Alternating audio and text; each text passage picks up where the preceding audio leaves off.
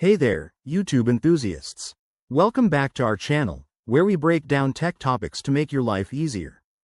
Today, we're diving into something super straightforward: how to log in to YouTube TV. Whether you're a new subscriber or just need a quick refresher, this guide will get you up and running in no time.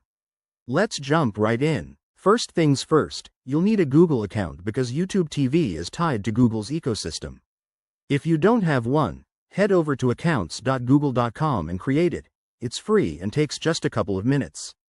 Once you're set, open the YouTube TV app on your smart TV, streaming device, or visit tv.youtube.com on your computer or mobile browser. Step 1. Look for the Sign In button. On the app, it's usually front and center on the home screen. If you're on the website, click the profile icon in the top right corner.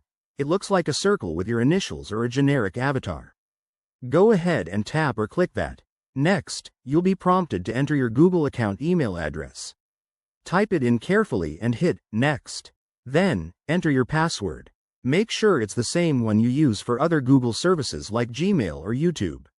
Sometimes, Google might ask for a verification step, like a two-factor authentication code sent to your phone or email.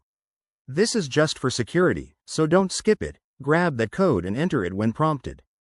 Once you're verified, voila! You'll be logged in and taken straight to the YouTube TV dashboard. A quick tip: if you run into any issues, like an error message, double-check your internet connection or try clearing your browser cache. Also, remember that YouTube TV works best on up-to-date devices, so keep your apps and software current. There you have it, folks.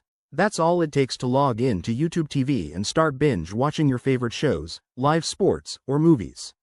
If this helped you out, give this video a thumbs up, subscribe for more tech tips, and hit that notification bell. Got questions? Drop them in the comments below. Thanks for watching, and I'll see you in the next one.